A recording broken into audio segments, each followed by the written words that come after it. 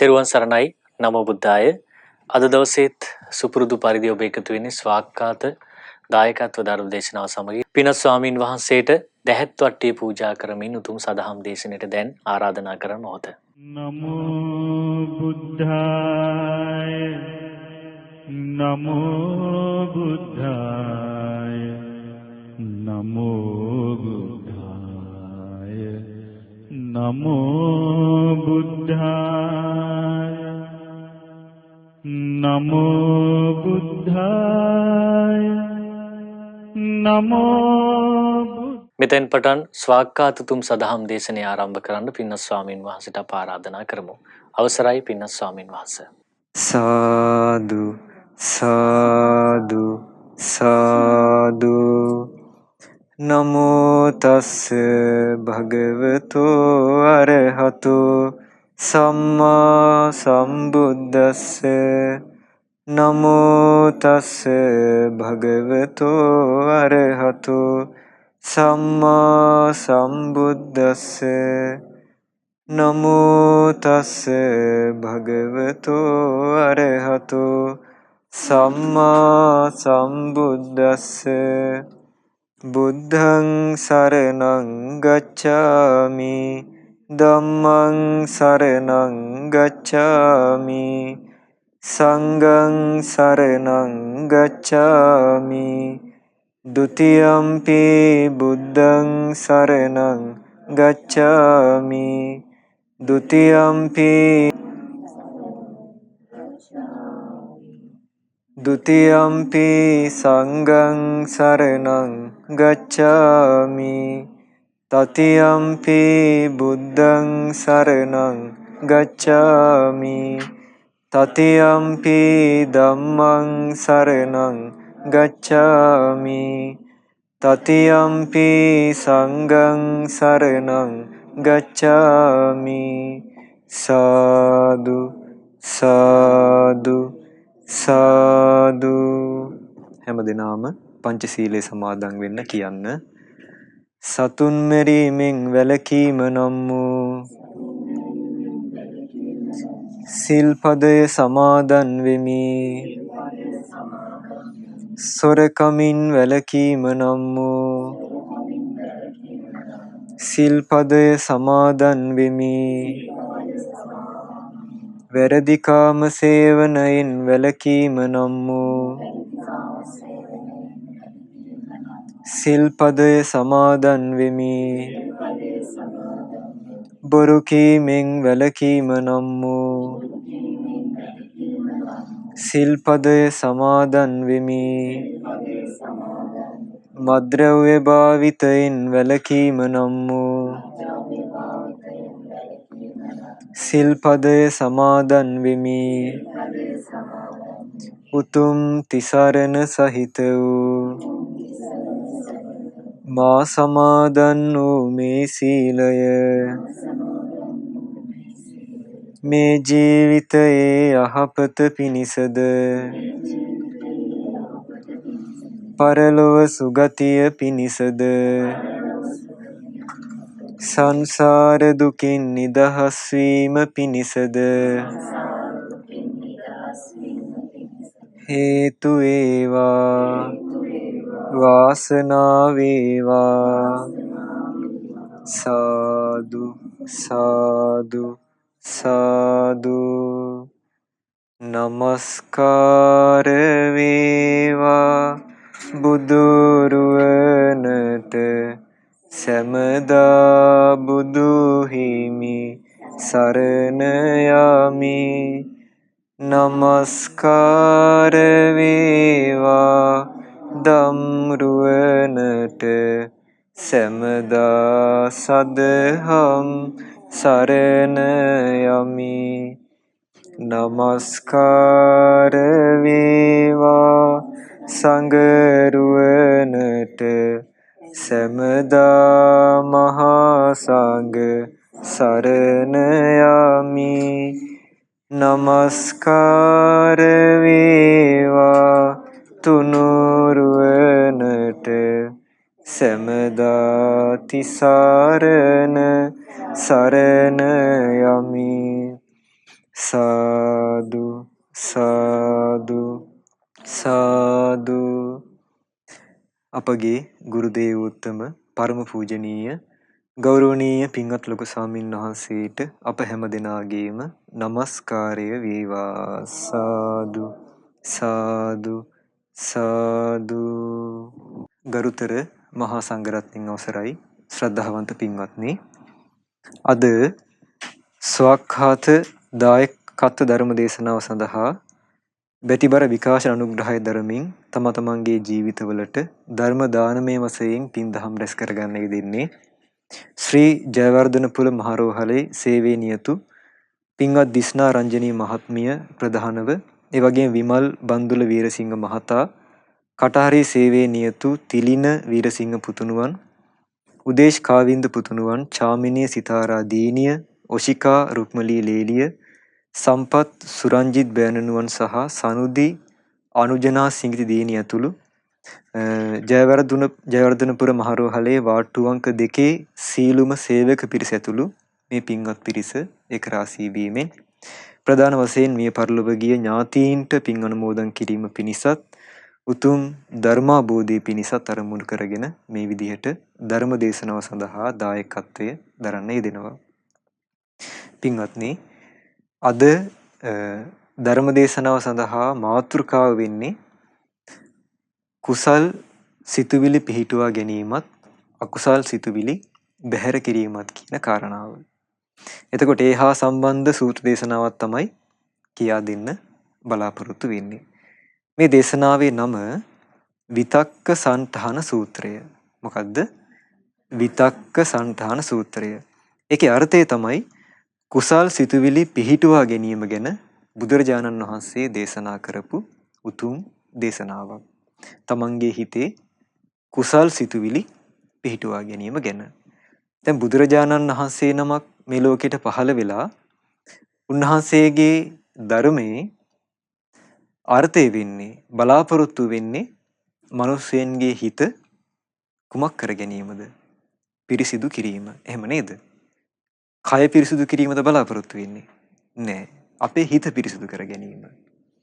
ඒතර බුදුරජාණන් වහන්සේ නමකගේ කාර්යභාරය තමයි සත්වයින්ගේ සිත පිරිසිදු කර ගැනීම. කුමකින්ද පිරිසිදු කරගන්නේ?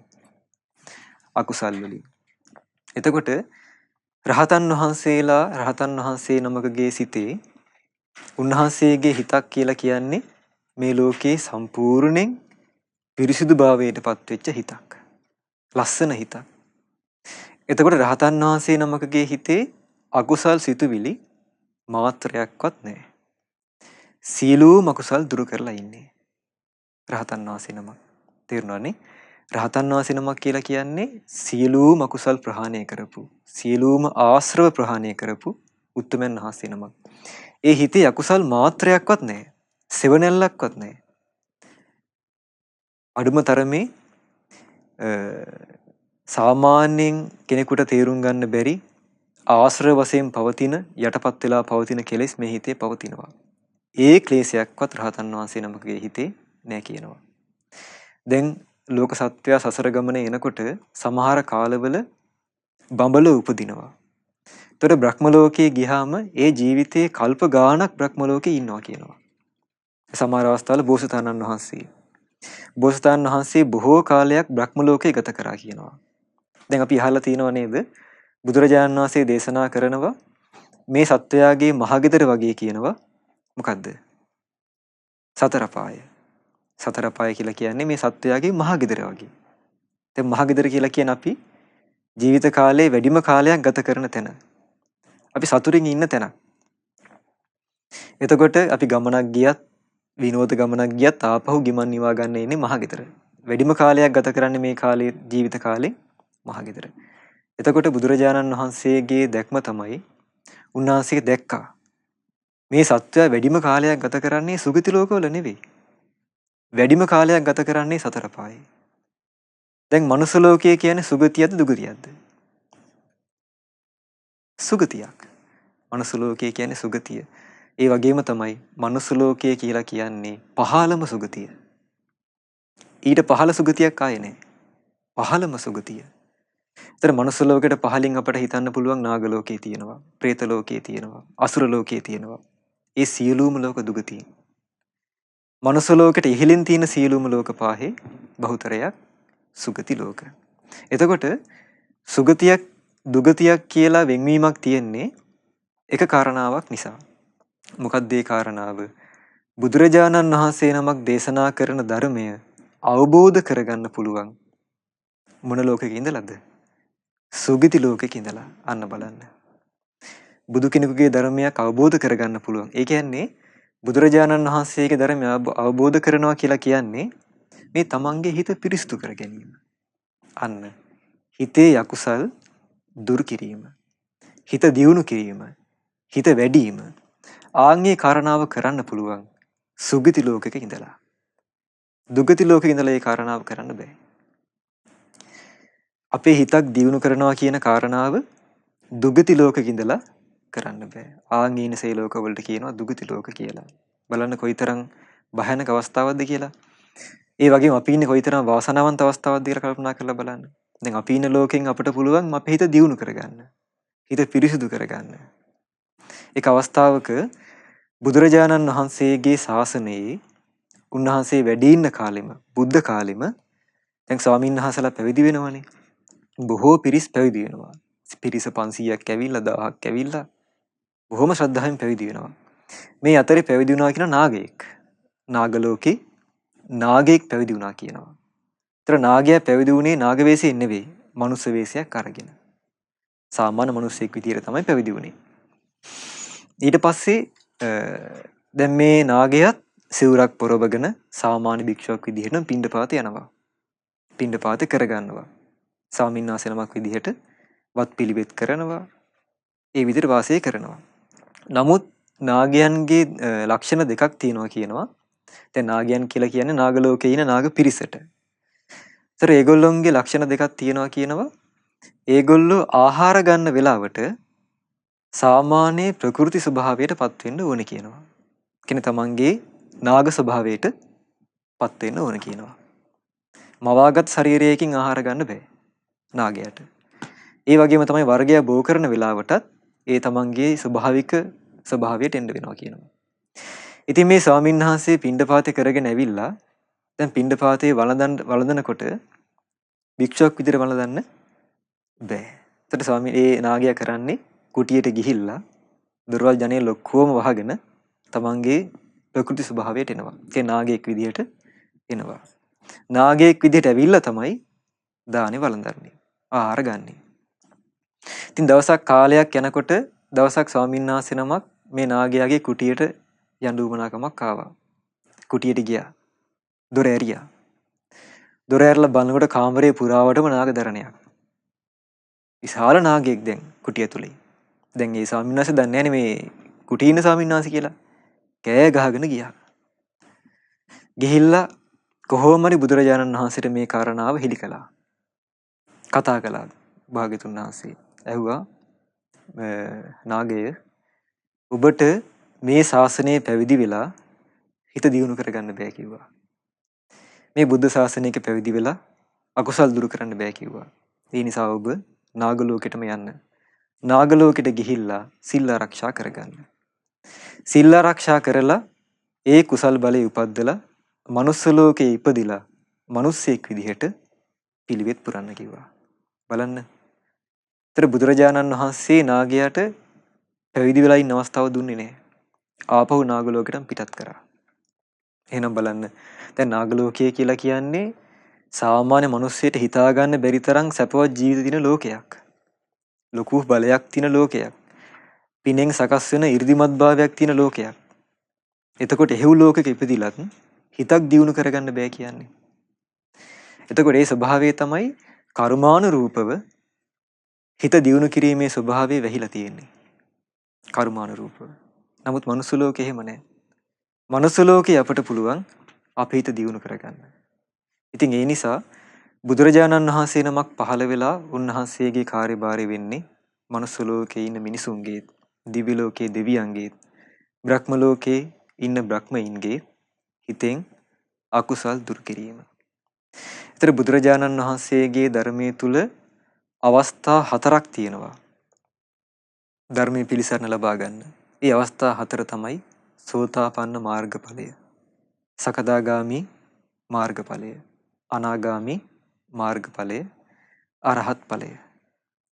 ඊතර සෝතාපන්න වුණාම බුදුරජාණන් වහන්සේ දේශනා කළා මේ හිතේ තියෙන සක්කාය දිට්ඨිය, විචිකිච්ඡාව කියන්නේ සැකය. ඒ දේවල් මේ හිතින් දුර වෙනවා කිව්වා. අපගේ භාගතුන් වහන්සේ දේශනා කළා පින්වත්නි, සෝතාපන්න ඵලයට පත්තුණු කෙනෙක් හරියට කියනවා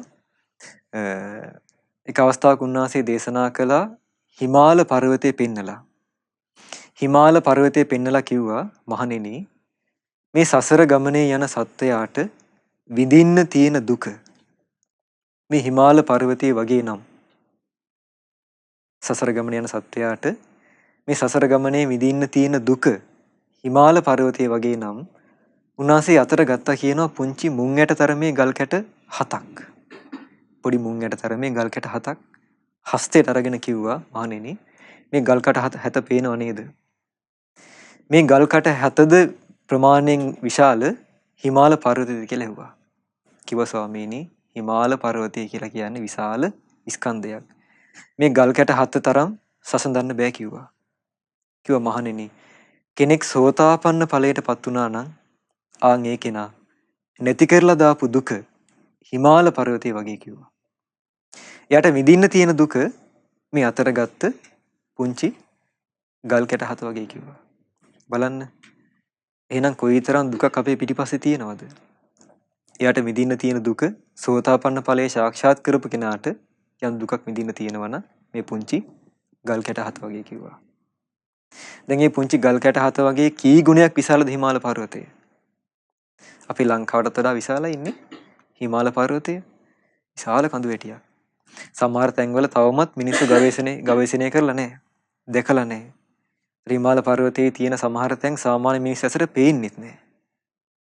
එතකොට ඒ තරම් ස්කන්ධයක් හිමාල පර්වතයේ තියෙනවා. අන්න ඒ නිසා බුදුරජාණන් වහන්සේ දේශනා කළා යමෙක් සෝතාපන්න ඵලයේ සාක්ෂාත් කරගත්තා නම් ආන් ඒ කෙනාගේ ජීවිතය ආත්ම 7ක් ඇතුළත මේ සසර ගමන සම්පූර්ණයෙන් නැති කරලා දානවා කිව්වා. එතකොට මේ අවස්ථාව එන්නේ අපේ හිතේ තියෙන අකුසල් දුරු කිරීම නිසා.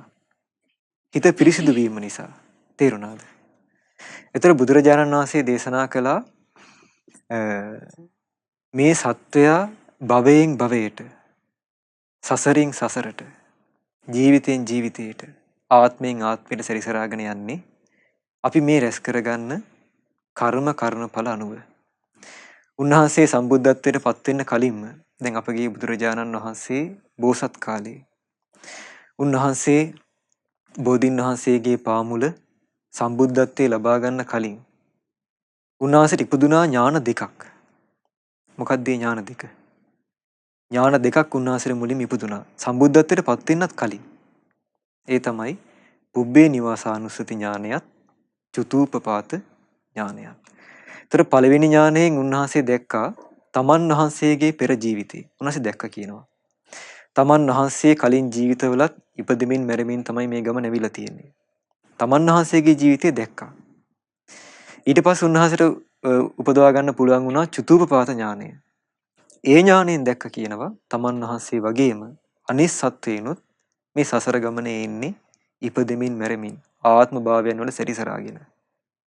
දැන් මේ අම්මලා හැමෝම දැකලා තියෙන අලුතෙන් දරුවෝ උපදිනවා. එතකොට ඒ දරුවෙක් මනුස්ස ලෝකේ උපදින්නේ මනුස්ස ලෝකේ ඉන්න කෙනෙක්ම කියලා කියන්න බෑ.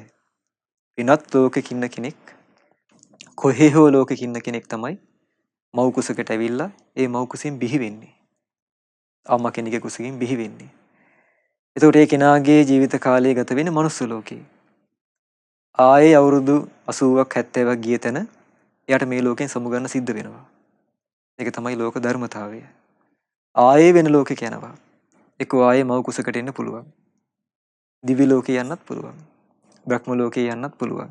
හැබැයි ඒ දිවි ලෝකයේ බ්‍රහ්ම ලෝකයේ මනුස්ස ලෝකේ යනවා කියන කාරණාව අපිට හිතා ගන්න බැරි තරම් දුර්ලභයි. අපේ හිතින් හිතන්නත් බැරි තරම් ඒ කාරණාව දුර්ලභයි. ඒක තමයි සත්‍යය. වැඩිපුරම අවස්ථාව තියෙන්නේ සම්භාවිතාවක් විදිහට ගත්තොත් කෝටියෙන් එකක් විතර තමයි. එහෙමත් කියන්න බෑ. සම්භාවිතාවක් කියන්න බෑ. කෝටියෙන් එකක්, කෝටි 10කින් එකක්, කෝටි ලක්ෂයකින් එකක් එහෙමත් කියන්න බැරි තරම් සම්භාවිතාවක් තමයි තියෙන්නේ මනුස්ස ලෝකේ, දිව්‍ය ලෝකේ උපදින්න. ඉතිරි විශාල අවස්ථාවක් තියෙනවා දුගති ලෝකේ කියන්න.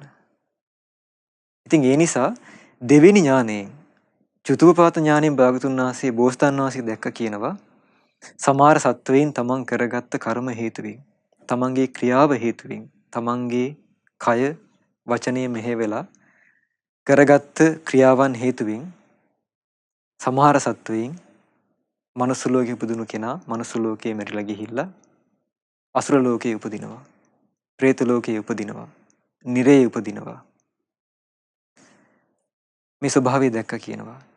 හැබැයි සමහර සත්වයින් දැක්ක කියනවා ඒ සමහර සත්වයින් තමන්ගේ සිත කය වචනය යහපතේ යොදවලා ඒ යහපත හේතුවෙන් වෙන දෙයක් හේතුවෙන් නෙවෙයි. ඒ යහපතම හේතුවෙන් ඒ ජීවිත ආපහු මනුස්ස ලෝකේ උපදිනවා, දිවි ලෝකේ උපදිනවා. ඉතින් අර දුක්ඛිත ස්වභාවය දැකලා බෝසතාණන් වහන්සේට සංවේගයක් ඇති වුණා කියනවා. අනේ මේ සත්වයින් හරියට දුක් විඳිනවනේ. හරියට මේ සත්වයින් දුක් විඳිනවනේ කියලා උන්වහන්සේට සංවේගයක් ඇති වුණා කියනවා.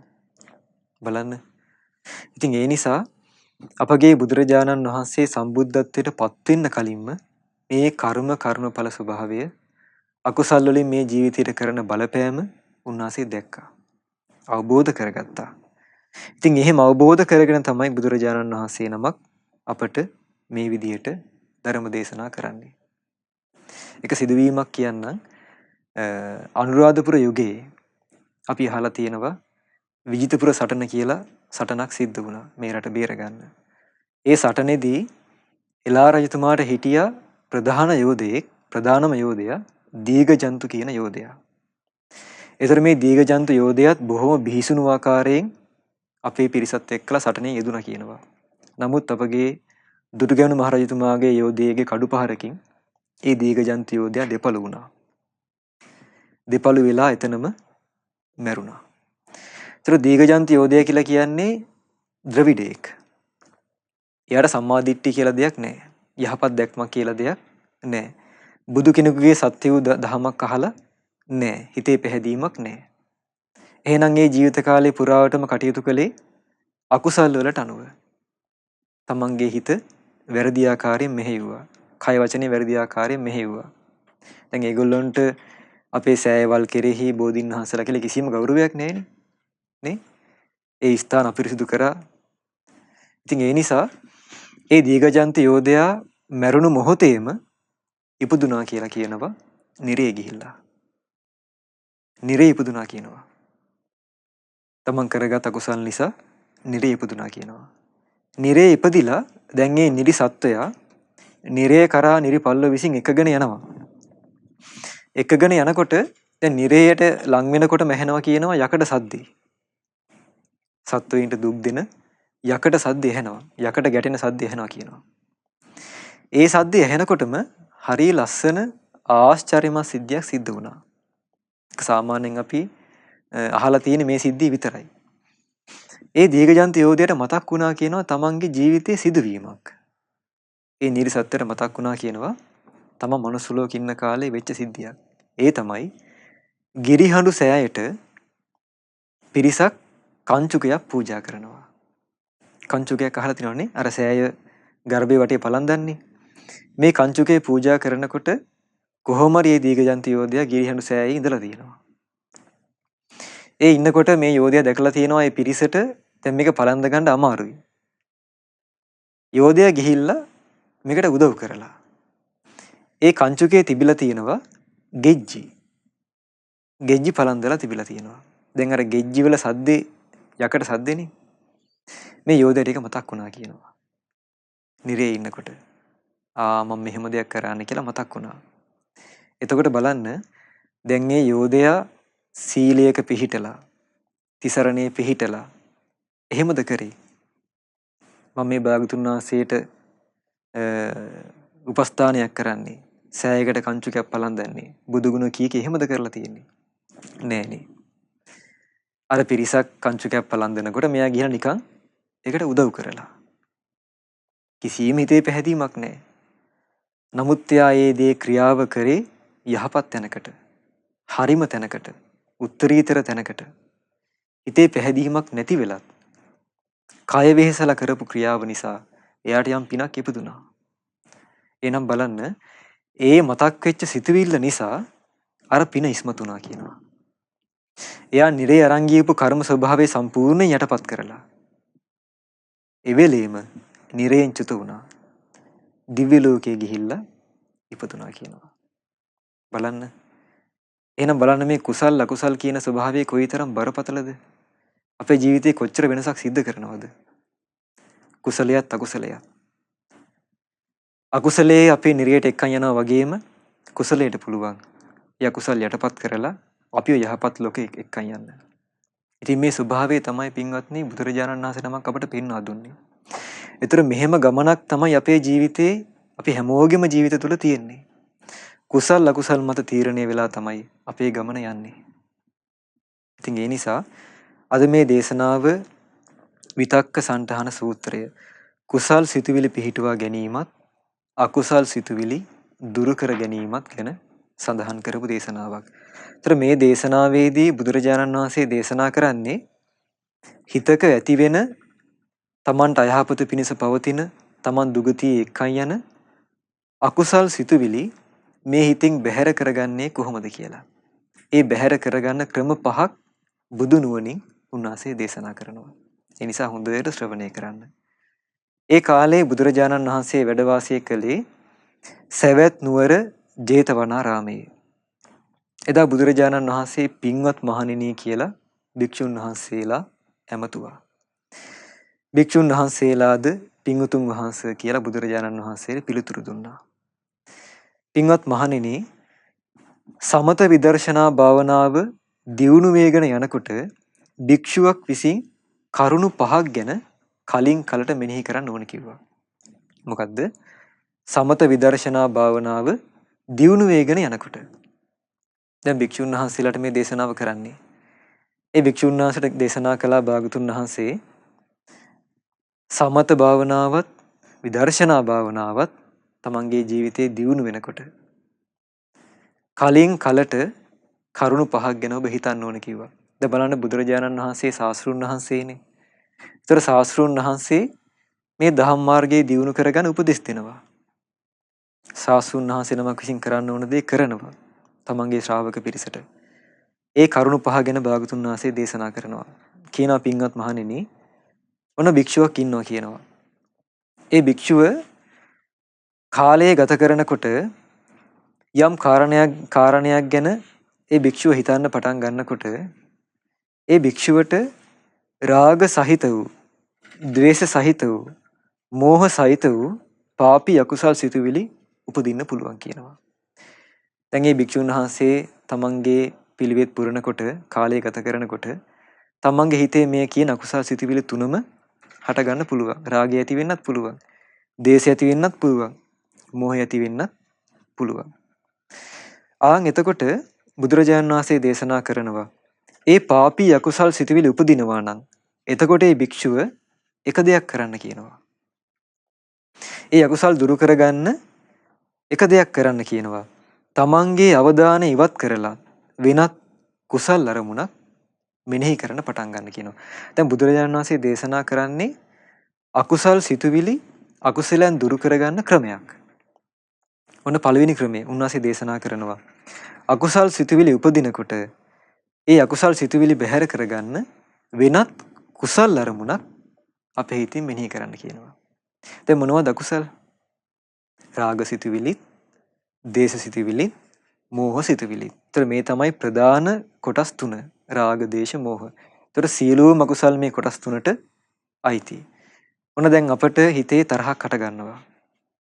රාගයක් හට ගන්නවා. මුලාවක් හට ගන්නවා. එතකොට ඒ වගේ වෙලාවට භාගතුන් වහන්සේ දේශනා කරනවා එක ක්‍රමයක් තමයි ඒක දුරු කරගන්න. ඒකට ප්‍රතිවිරුද්ධ වූ, ඒකට ගැළපෙන කුසල් අරමුණක් තමන්ගේ හිතේ මෙනෙහි කිරීම. දැන් බලන්න, දැන් මේ ලෝකේ මිනිස්සු නැද්ද තමන්ගේ ජීවිතේ විනාශ කරගන්න, දිවිනසා ගන්න? ඒතර දිවිනසා ගන්නේ කුසල අරමුණක් මත පිහිටලාද? නෑ. අකුසල අරමුණක් මත පිහිටලා. අපේ හිතේ දුකක් ශෝකයක් ඇති වෙනවා කියලා කියන්නේ ඒ හැම අවස්ථාවකම මේ හිතේ වැඩ කරන්නේ අකුසලයක්. හොඳට කල්පනා කරලා බලන්න. තරහක් ඇති වුණු මොහොතක හිත කම්පා වෙනවා. හිත වැටෙනවා. යම් දෙයකට ආසා කළ එක නොලැබී යනවා නම් අපි ආසා කරන දේ අපිට ලබා ගන්න බැරි වෙනවා නම් දැන් හොඳම උදාහරණය තමයි අපි අතරින් බොහෝ දෙනා මිය පරලොව යනවා. එකට වැඩ කරපු අය, ආදරය කරපු අය, අපි ගොඩාක් කරුණාව දක්වන අය, තමන්ගේ දරුවන් පවා මේ ලෝකේ දාලා යනවා. එතකොට මේ හිතේ ඇති වෙන්නේ අධිකතර ශෝකයක්. ඒ වෙලාවට හිත අකුසලෙන් බර වෙනවා. එතකොට රාග, දේශ, මෝහ මේ සියලු අකුසල් අපේ හිතින් දුරු කරගන්න බුදුරජාණන් වහන්සේ පළවෙනි ක්‍රමය හැටි දේශනා කරනවා. ඊට වෙනස් ආකාර වූ ප්‍රතිවිරුද්ධ වූ කුසල් අරමුණක් මෙනෙහි කිරීම. ඔන්න තරහක් ඇති වුණු වෙලාවට තරහකාරයෙක් මතක් වුණු වෙලාවට අපිට හිතන්න කියන භාගතුන් වහන්සේ මෛත්‍රී සහගත අරමුණක්. දැන් බලන්න බුදුරජාණන් වහන්සේ නමක් තුල කොයිතරම් උපේක්ෂාවක් ඇති වෙන්නේ නැතිද කියලා. දැන් උන්වහන්සේ මනුස්ස ලෝකයේ මිනිසුන් දකිනවා.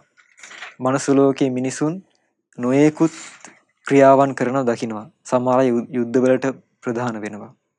සමහර අය මිත්‍යා දෘෂ්ටික වෙනවා. මිත්‍යා දෘෂ්ටික වල නොයෙකුත් කරදරකාරී දේවල්, ව්‍යසනකාරී දේවල්, මිනිස් ඝාතන මේ ලෝකේ සිද්ධ කරනවා. යහපත් දේවලුත් කරන අය මේ ලෝකේ ඉන්නවා. ඒතර බුදුරජාණන් වහන්සේ දන්නවා මේ ලෝකේ හොරෙක් වෙලා ඉන්න කෙනා සමහර විට ඊට ආත්ම ගානකට කලිනුත් එයා හොරෙක්. ආත්ම ගානක් සැරිසරාගෙන තමයි හොරෙක් විදිහට මේ ජීවිතේ එන්නේ. එයා මේ ජීවිතෙත් උපදිනවා හොරෙක් වෙලා. සමහර අය මේ ජීවිතේ වැරදි කාම සේවනයේ යෙදෙනවා. භාගතුන් වහන්සේ දකිනවා එයා ආත්ම ගානක් ඇතුළත මේ ජීවිතයම ගත කරලා තියෙන්නේ. සසර පුරුද්දට ඒ කාරණාව වෙනවා. එතකොට දැන් අපි දකින්නේ මේ ජීවිතේ පමණයිනේ අපිට පේන්නේ. අපිට පේන එක ජීවිතයක් පමණයි. එතකොට මේ වැරදි කරන කෙනා ගැන අපි බලන්නේ බොහෝම වැරදි කෝණයකින්. නමුත් අපි දන්නේ නැහැ. එයා සසර පුරුද්දක් එයාගේ ජීවිතේ මේ එන්නේ. ආත්ම ගානක් පුරාට ඒ පුරුද්ද එනවා. අපි මේ කාරණාව දන්නවා නම් අපි එයා ගැන එහෙම හිතනවද? නෑනේ. ඇයි ඒ? ඒක තමයි සසරේ ස්වභාවය. එතකොට බුදුරජාණන් වහන්සේ ස්වභාවය දකිනවා. ඒ නිසා බුදුරජාණන් වහන්සේ දේශනා කළා හැමෝම දිහා බලලා අපි උපේක්ෂාවටපත් වෙන්න ඕනේ. කරුණාව දක්වන්න ඕනේ. මුදිතාව දක්වන්න ඕනේ. මෙත්තා, කරුණා, මුදිතා, උපේක්ෂා කියන ඒ විහෙරණ සතර අපි මිනිසුන් කෙරෙහි පවත්වන්න ඕනේ. ඒතර මිනිසුන්ගේ සැබෑ ස්වභාවය සසර ගමන ගැන අපි අවබෝධයක් තියෙනවා නම් අපේ හිත පළල් වෙනවා. පුළුල් අවබෝධයක් අපට ඇති වෙනවා. ඒ නිසා අපි කෙනෙක් ගැන තරහක් ඇති කරගන්න, වෛරයක් ඇති කරගන්න, බද්ධ වෛරය පවත්වන්න, රාග සිතුවිලි පවත්වන්න අපි උත්සාහවත් වෙන්නේ නැහැ. අපි අවබෝධය පළල් නම්, හිත පළල් නම්. ඉතින් ඒ නිසා බුදුරජාණන් වහන්සේ දේශනා කරනවා හිතේ ඒ අකුසල් සිතුවිලි හටගත්තාම පළවෙනි කාරණා විදිහට ඊට ප්‍රතිවිරුද්ධ කුසලයක් හිතන්න කියනවා. තරහක් ඇති වුණු වෙලාවට මෛත්‍රී අරමුණක් මෙනෙහි කරන්න. අනේ මේ කෙනා නිදුක් වේවා. මේ කෙනා නිරෝගී වේවා. මේ කෙනා සුවපත් වේවා. මේ කෙනාට මේ දහම් පද අහන්න ලැබෙනවා නම් මේ කෙනා යහපත් වෙනවනේ. මේ කෙනා යහපත් සිතුවිලි පවත්වනවා නම් මේ කෙනාගේ මේ තියෙන අයහපත් ස්වභාවය නැති වෙලා යනවනේ. අපිට හිතන්න පුළුවන්.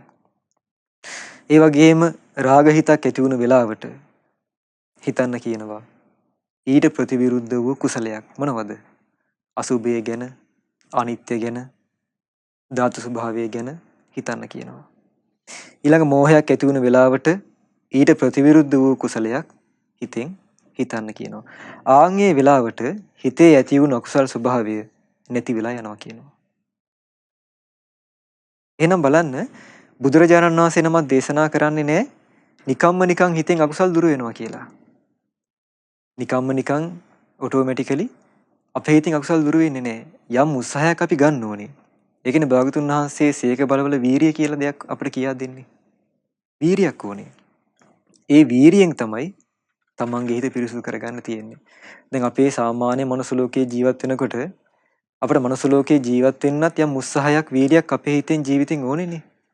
එහෙනම් හිතේ තියෙන අකුසල් දුරු කරන්නත් කොයිතරම් වීරියක් එපාද එහෙනම්? ඒතර යම් වීරියක් උත්සාහයක් අරගෙන තමයි මේ දේ කරන්න තියෙන්නේ.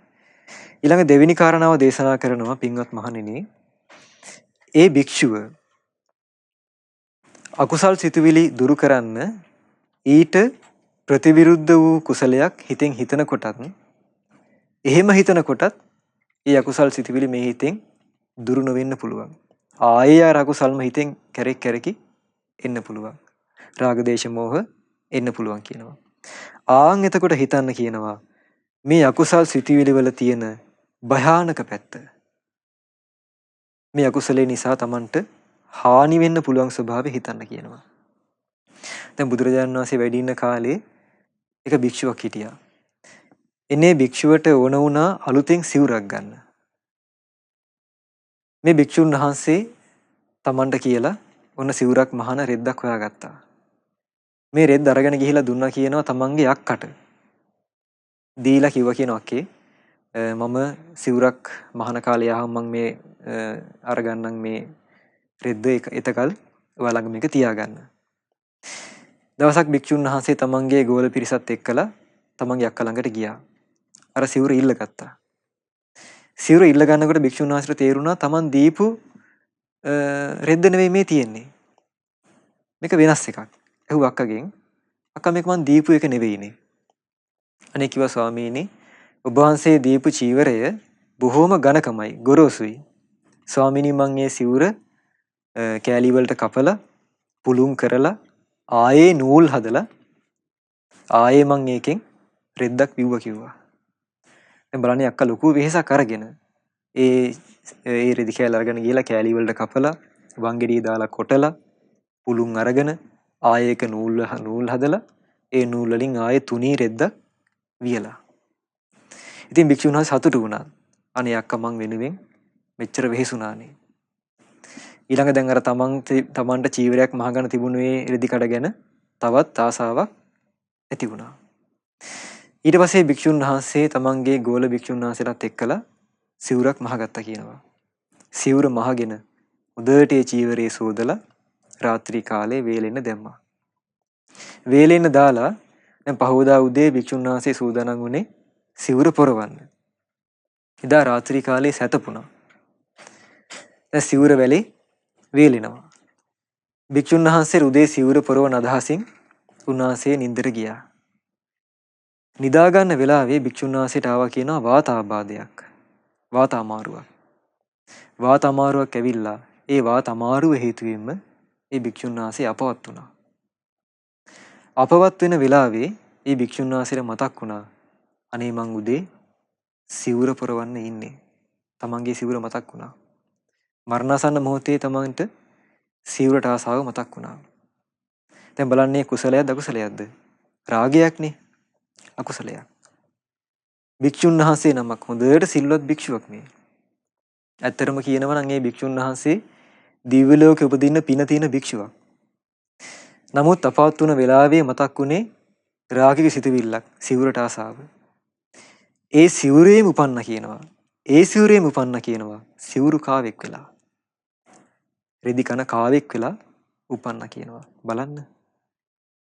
ඊට පස්සේ බුදුරජාණන් වහන්සේට දිව්‍ය ශ්‍රමණයෙන් උන්වහන්සේට ඇහෙනවා කියනවා මා සන්තක දේ පැහැර ගනී. මා සතු දේ පැහැර ගන්නවා කියලා සද්දයක් ඇහෙනවා. දිව්‍ය ශ්‍රමණයෙන්. භාගතුන් වහන්සේ දැක්කා කවුද මේ කෑ ගහන්නේ? අර සිවුරු කාවා.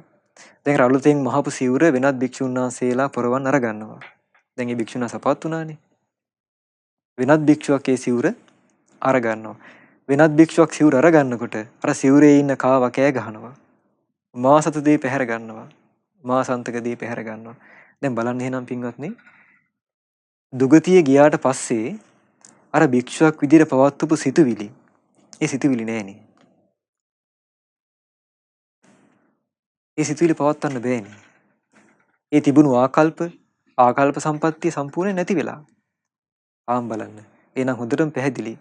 දුගති ලෝකෙ ගියාට පස්සේ හිත දියුණු කරන ස්වභාවය අර කර්මයෙන් වහලා දානවා. භාගතුන් වහන්සේ පණිවිඩයක් කිව්වා. මහණෙනි දවස් 7ක් සිවුර තියන්න ගන්න එපා කිව්වා. දවස් 7කට පස්සේ ගන්න කිව්වා. ඊට දවස් 7ක් ගත වුණා. දවස් 7කට පස්සේ අර සිවුර ගත්තා. ඉතින් භික්ෂුන් වහන්සේලා මේක ප්‍රශ්නයක්. ඇයි භාගතුන් වහන්සේ දවස් 7ක් මේ සිවුර තියන්න කිව්වේ? මොකක් හරි විශේෂ හේතුවක් නිසානේ. ගිහිල්ලා ඇහුවා අනේ ස්වාමීනි ඇයි භාගතුන් වහන්සේ දවස් 7ක් මේ සිවුර තියන්න කිව්වේ? කිව්වා මහණෙනි ඔය සිවුරේ අයිතිකාර භික්ෂුව ඔය සිවුරේම කාවෙක් වෙලා ඉපදුනා. ඒ සිවුරු කාවා කෑ ගහන්න පටන් ගත්තා කිව්වා. ක්‍රෝධය පහල කරන්න පටන් ගත්තා කිව්වා. ද්වේෂය පහල කරන්න පටන් ගත්තා කිව්වා. තමා සතු දෙය පැහැර ගන්නවා කියලා. මේ භික්ෂුන් වහන්සේලා තුල ඉන්නවා රහතන් වහන්සේලා, මගපල්ලාභී ශ්‍රාවකීන්. ඒ නිසා මේ භික්ෂුන් වහන්සේ සිවුරට ආසා කිරීම නිසා සිවුරු කාවෙක් වෙලා ඉපදුනා. ඒ වගේම භික්ෂුන් වහන්සේලාට සංඝයාට දේශ කරන්න ගිහිල්ලා, ක්‍රෝධ කරන්න ගිහිල්ලා ඒ භික්ෂුව නිරේ යන්න තිබුණා කිව්වා. ආන්ගේ නිරේ යන ගමන වළක්වන්නයි මම සිවුර ගන්න එපා කිව්වේ. හැබැයි මහණේ දවස් 7කට පස්සේ ඒ සිවුරු කාවා මැරුණා. මැරිලා ගිහිල්ලා දිව්‍ය ලෝකේ උපන්නා. බලන්න. දැන් දිව්‍ය ලෝකෙ උපන්නේ මොකක් නිසාද? තම පැවිදි කාලේ රැස් කරගත්ත පින නිසා. එහෙනම් මේ දිව්‍ය ලෝකේ යන පින තිබුණු කෙනෙක්. ආන් ඒ නිසා තමයි අකුසල් සිතුවිලි නිසා Tamanට විශාල බලපෑමක් සිද්ධ කරනවා. ඒ වගේම තමයි කුසලයත්. කුසලයත් ඒ වගේම බලපෑමක් Tamanට සිද්ධ කරනවා. හැබැයි ඒ බලපෑම බොහොම යහපත්. නේද? ඉතින් ඒ නිසා භාගතුන් වහන්සේ දෙවෙනි කාරණාව කියනවා අකුසලයක් හටගත්තාම අන්න ඒ විදිහට ඒකේ තියෙන භයානක පැත්ත මෙනෙහි කරන්න. එතකොට ඒ අකුසලයේ Tamanගේ හිතෙන් දුර වෙලා යනවා කිව්වා. ඒ දෙවෙනි කාරණාව. ඊට පස්සේ භාගතුන් වහන්සේ දේශනා කළා තුන්වෙනි කාරණාව. පින්වත් මහණෙනි, භික්ෂුවකට ওই විදිහට අකුසල ඇති වුණාම කුසලයක් හිතුවත් ඒ අකුසලෙ නැති වෙන්න පුළුවන්.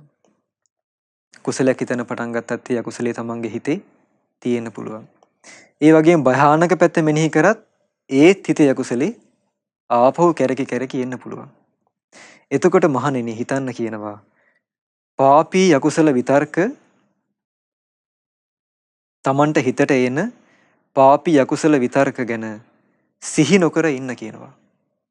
නැවත නැවත මෙනෙහි නොකර ඉන්න කියනවා. දැන් Tamanට අකුසලයක් ඇති වෙනකොට දැන් ඔන්න තරහක් ඇති වෙනවා කියලා කියන්නේ කෙනෙක් මතක් වෙනවා. එක්ක සිද්ධියක් මතක් වෙනවා. ආසාවක් ඇති වෙනවා කියලා කියන්නේ මොකක් හරි දෙයක් අරමුණක් නිමිත්තක් මතක් වෙලානේ ආසාවක් හටගන්නේ. යම් දෙයක් කෙරෙහි හරි කෙනෙක් කෙරෙහි හරි. එතකොට නිමිති මෙනෙහි කරන්න එපා කියනවා. මතක් කරන්න එපා කියනවා. හරියට භාගතුන් වහන්සේ දේශනා කරනවා පින්වත් මහණෙනි, ඒක මේ වගේ දෙයක්. ඔන්න කෙනෙක් තමන්ගේ ඇස්වලට ඇස් ඉදිරියට එන රූප දකිනවා. එයා තමන්ට ඇස්වලට පේන රූප දකින්න අකමැති නම්, දකින්න අකමැති කෙනා රූප නොදක ඉන්න කැමති කෙනා මොකද්ද කරන්නේ? තමන්ගේ ඇස් දෙක වහ ගන්නවා. එතකොට එයාට ඒ රූප පේන්නේ නැතු වෙනවනේ. ආන් ඒ වගේ කියනවා. හිතට අකුසල් සිතුවිලි එනකොට ඒක හිතන්න එපා කියනවා. මෙනෙහි නොකර ඉන්න කියනවා. එතකොටත් ඒ අකුසල් සිතුවිලි තමන්ගේ හිතෙන් දුර වෙලා යන්න පුළුවන් කියනවා. එතකොට ඒ තුන්වෙනි කාරණාව. පළවෙනි කාරණාව මොකද්ද? අකුසලයක් ඇති වුනහම කුසලයක් මෙනෙහි කරනවා. ඒ කුසලයේ තුලින් අකුසලේ මැඩපවත්වනවා, බැහැර කරලා දානවා. එහෙම කරත් අකුසල් සිතුවිලි ඇති වෙන්න පුළුවන්. එතකොට හිතන්න කියනවා අකුසල් නිසා Tamanට ඇති වෙන භයානක පැත්ත, බලපෑම, අයහපත. ආන් එතකොටත් Tamanගේ හිතේ තියෙන අකුසල් දුරු වෙන්න පුළුවන් කියනවා. එහෙමත් දුරු වෙන්නේ නැත්නම් භාගතුන් වහන්සේ දේශනා කරනවා හිතන්න එපා. නොසිතා ඉන්න කියනවා. එතකොට අකුසලයේ Tamanගේ හිතෙන් බැහැර වෙලා යයි. ඊට පස්සේ භාගතුන් වහන්සේ දේශනා කරනවා එහෙම කරලත් දැන් මේ ක්‍රම තුනටම ගිහිල්ලා. දැන් බලන්න මේ ක්‍රම ඒ කාලේ භික්ෂුන් වහන්සේලා පුරුදු කරපු දේවල් නේ. Tamanගේ හිත පිරිසුදු කරගන්න. කොයිතරම් අකුසල් එන්නේ නැද්ද හිතවලට. ඊට පස්සේ හතරවෙනි කාරණාව දේශනා කරනවා පින්වත් මහණෙනි, භික්ෂුව ওই විදිහට පාපී අකුසල විතර්ක සිහි නොකර සිටිද්දී, නොසිතා සිටිද්දී, මෙනෙහි නොකර සිටිද්දී රාග සහිත වූ, ද්වේෂ සහිත වූ, මෝහ සහිත වූ පාපී අකුසල් උපදින්න පුළුවන්. ආන්ගේ එතකොට භික්ෂුව කරන්න කියනවා අර අකුසල විතර්ක තමන්ගේ හිතේ ඇතිවන ආකාරය ගැන මෙනෙහි කරන්න කියනවා. මොකද්ද කියන්නේ? මේ සිතුවිලි තමන්ගේ හිතේ ඇතිවන ආකාරය ගැන. කොහොමද මේ සිතුවිලි තමන්ගේ හිතේ ඇති වෙන්නේ? භාගතුන් වහන්සේ කොහොමද දේශනා කළේ? උන්වහන්සේ දේශනා කළා තමන්ගේ හිතේ සිතවිල්ලක් ඇති වෙන්න බලපානවා. අපි කියමු ඇහැට රූපයක් පෙනිලා සිතවිල්ලක් හට ගන්නවා. ඒ සිතවිල්ල හටගන්නේ කොහොමද? ඇසක් ඕනේ. ඇස් දෙක නැත්තම් පේන්නේ නැහනේ. ඊළඟ රූපයක් ඕනේ. ඒ වගේම තමයි ඇස් ඉස්සරහට රූපයක් ආවහම ඒ රූපය Tamanට සංවේදී වෙන්න විඥානය අවශ්‍යයි. දැන් මරුණු කෙනෙක්ටත් ඇහක් තියෙනවනේ. රූපත් තියෙනවා. නමුත් එයාට පේනවද? ඇයි ඒ? ඒ ශරීරයේ විඥානය නැහැ. ඒ වගේම විඥානයක් සහිතව ඇසකුත් සහිතව රූපයකුත් ඇස් ඉදිරියට එනවා නම් ආන්ගේ මොහොතේ ස්පර්ශය හට ගන්නවා. ස්පර්ශය තුලින් විඳීම හට ගන්නවා. සංඥාව හට ගන්නවා. ආන් ඊට අනුරූපව චේතනා පහළ වෙනවා. මේ විදිහට තමන්ගේ හිතේ සිතුවිලි හැදෙන ආකාරය ගැන මෙනෙහි කරන්න කියනවා. දැන් භාගතුන් වහන්සේ නොයේක් පරයයන්ගෙන් මේ හිතේ සිතුවිලි හට ගන්න ආකාරය දේශනා කරනවා. ආන් මේ විදිහට මෙනෙහි කරන්න කියනවා. කොහොමද මේ හිතේ සිතුවිල්ලක් හටගත්තේ? ඊළඟ තමයි යෝනිසෝ මනසිකාරයත් අයෝනිසෝ මනසිකාරයත් කියන කාරණා දෙකක් තියෙනවා පින්වත්නි. යෝනිසෝ මනසිකාරය කියලා කියන්නේ යහපත් ආකාරයට මේ හිත හැසිරවීම. භාගතුන් වහන්සේ දේශනා කළ අපට අභ්‍යන්තරිකව ලැබෙන වටිනාම දේ තමයි කිව්වා යෝනිසෝ මනසිකාරය. තමට අභ්‍යන්තරිකව ලැබෙන වටිනාම දේ තමයි කිව්වා යෝනිසෝ මනසිකාරය. බොහෝ දෙනෙකුට තියෙන යෝනිසෝ මනසිකාරය නෙවෙයි අයෝනිසෝ මනසිකාරය. ඒ අයෝනිසෝ මනසිකාරය නිසා තමන් ඇහැට දකින විඳින ඒ හැම දෙයක් ගැනම අකුසල් සිතුවිලි තමන්ට හට ගන්නවා අයෝනිසෝ මනසිකාරය නිසා. ඉතින් එතකොට ඒ අයෝනිසෝ මනසිකාරය නිසා මේ ක්‍රියාවලිය නිසා තමයි මේ සිතුවිලි තමන්ගේ හිතේ හටගන්නේ. මේ විදිහට සිතුවිලි හටගන්න ආකාරය ගැන මෙනෙහි කරනකොටත් ඒ අකුසල් සිතුවිලි තමන්ගේ හිතෙන් නැති වෙලා යන්න පුළුවන්. ඇයි දැන් තමන්ට ඇහැට රූපයක් පේන්නේ මේ හිතේ තියෙන විඥානය නිසා. තමන්ගේ ඇහැට රූපයක් පෙනුණා. විඥානය පහළ වුණා. හිතේ අයෝනිසෝ මනසිකාරයේ වැඩ කරා. ආන් ඒ නිසා තමයි අකුසලයේ හටගත්තේ. වැරදි ආකාරයට මෙනෙහි කිරීමක් මේ හිතේ ඇති වුණා. ඒ වැරදි ආකාරයට මෙනෙහි කරපු නිසා තමයි අකුසල් සිතුවිලි මේ හිතේ හටගත්තේ. දැන් බුදුරජාණන් වහන්සේ නමක් රහතන් වහන්සේ නමක් කියලා කියන්නේ මේ ලෝකේ දිහා හරියාකාරයට බලන කෙනෙක් නේ. මේ ලෝකේ සත්‍ය වූ ස්වභාවය වටහාගෙන, මිනිස්සුන්ගේ සත්‍ය වූ ස්වභාවය වටහාගෙන, හැම දෙයක් ගැනම සත්‍ය වූ ස්වභාවය වටහාගෙන මේ ලෝකේ දිහා බලන කෙනෙක්. එතකොට මේ ලෝකේ දිහා හරි විදිහට බලනකොට ඒ හිතක් තුල අකුසලයක් හටගන්නේ නැහැ. නමුත් අපේ හිත තුල එහෙම නැහැනේ. අකුසල් හට ගන්නවා. ඇයි ඒ? අපි මේ ලෝකයේ දිහා බලන්නේ වැරදි ආකාරයට. වැරදි කෝණයකින්. භාගතුන් වහන්සේ එක් අවස්ථාවක අහනවා එක බ්‍රාහ්මණයෙක් අජිත කියලා බ්‍රාහ්මණයෙක් භාගතුන් වහන්සේගෙන් ඇහුවා කේනස්සු නියුතෝ ලෝකෝ ස්වාමීනි භාගතුන් වහන්සේ මේ ලෝකේ වැහිලා තියෙන්නේ මොකෙන්ද?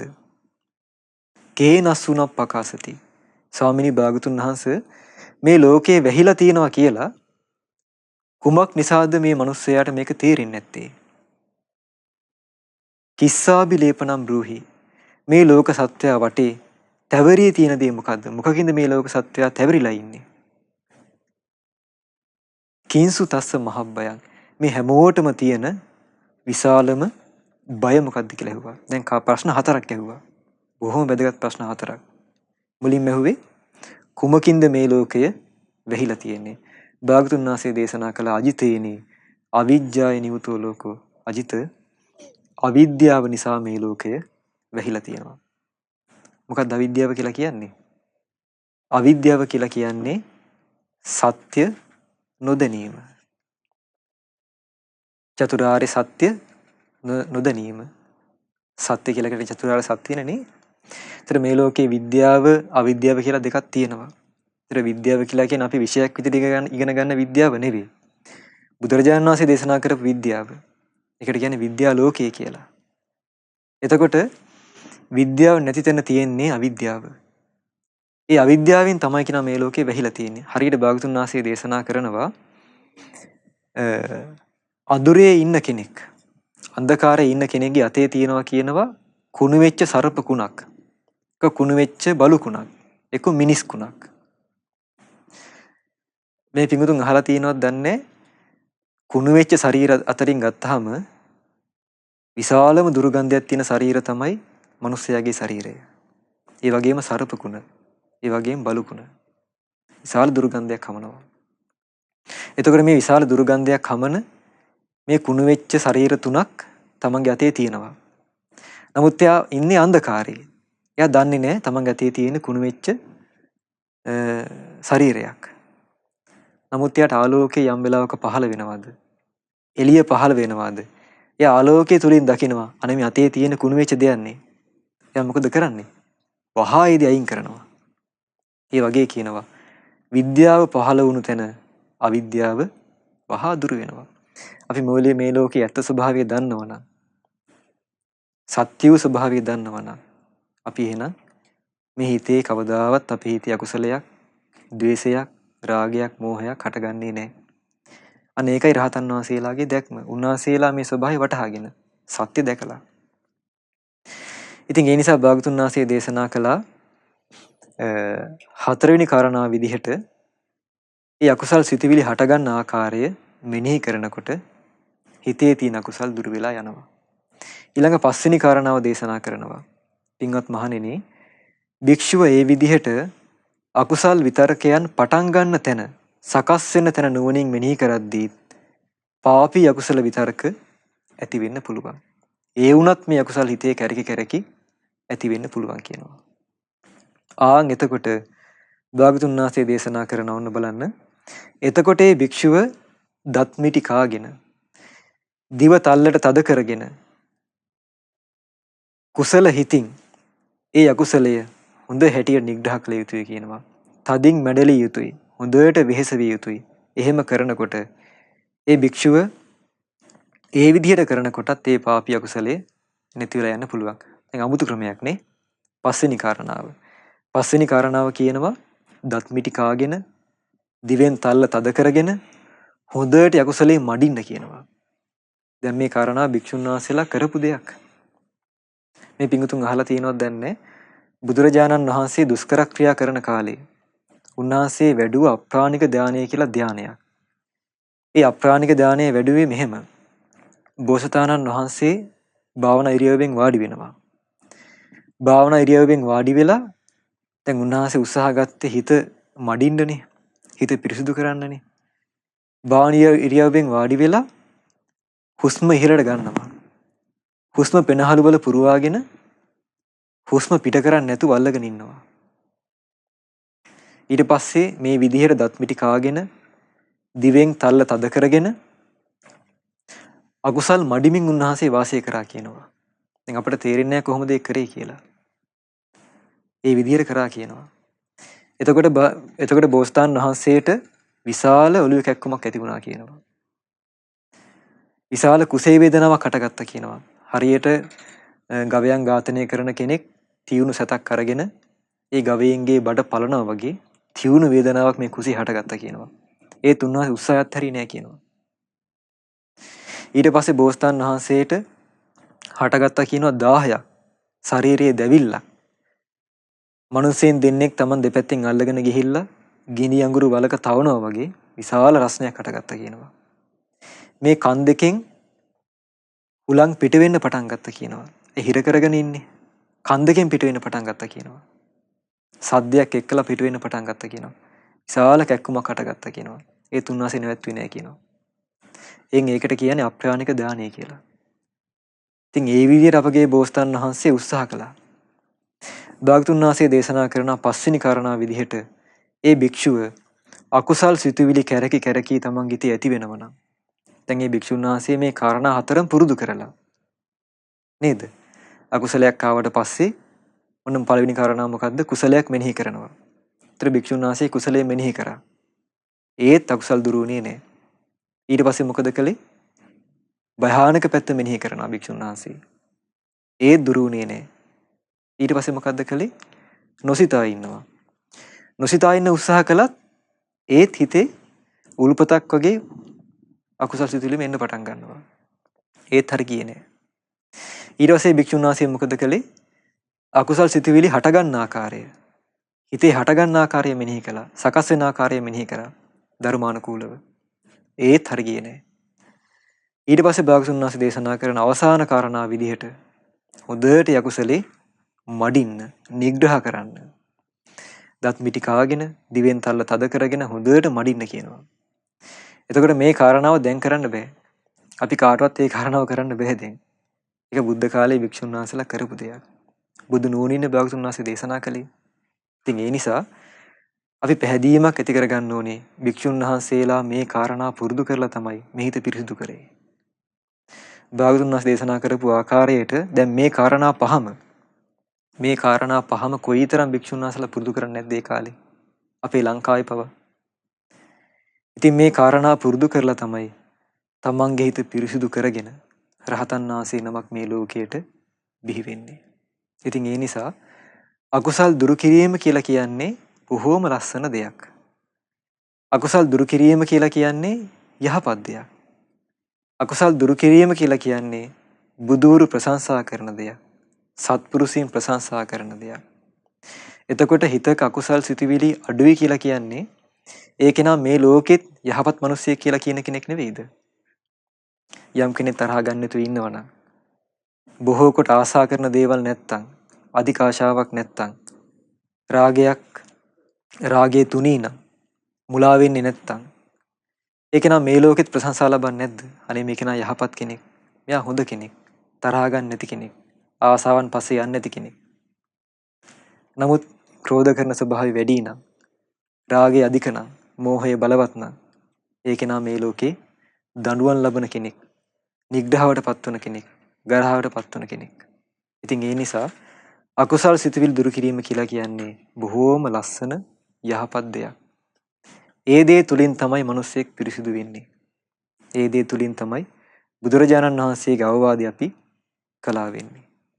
ඉතින් ඒ නිසා අපිටත් මේ ජීවිතේ හොඳට අකුසල් සිතුවිලි තියෙන භයානක ස්වභාවය තේරුම් අරගෙන, කුසලයේ යහපත් ස්වභාවය තේරුම් අරගෙන අපි හැම දිනාටමත් බුදුරජාණන් වහන්සේගේ ශාසනය තුල අකුසල් දුරු කරමින් මේ හිත පිරිසිදු කරගනිමින් මේ ගෞතම බුද්ධ ශාසනයේ පිහිට පිළිසරණ සලසා ගන්න වාසනාව ලැබේවා. සාදු සාදු සාදු.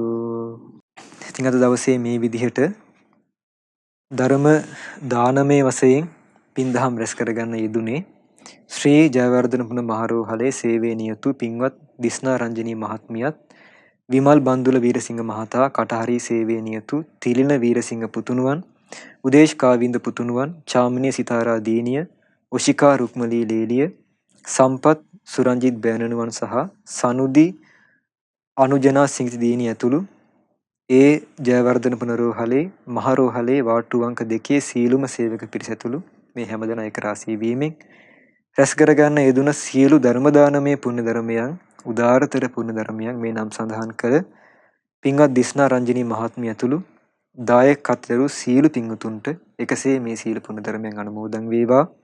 මේ පින්වතුන්ගේ පවුල්වල හැම දිනාටමත් දූ දරුවන්, සහෝදර සහෝදරියන්, ඥාතිත මිත්‍රාදීන් හැම දෙනා ඇතුළු ඒ වගේම සුජීවත් සිටින දෙමාපියන් ඇතුළු හැම දෙනාට මේ සීල පින් ධර්ම දානමය පින එකසේ අනුමෝදන් වේවා. හැම දෙනාම මේ රැස් කරගන්න යෙදුන උදාරතර පුණ්‍ය ධර්මයන්ගේ අනුභවයෙන් හැම දෙනා නිදුක් වේවා, නිරෝගී වේවා, සුවපත් වේවා. හැම දිනාටම කායික මානසික සැප සැහැල්ලු පිණිස, දීර්ඝව සම්පත් පිණිස මේ පින් හේතු වාසනා වේවා.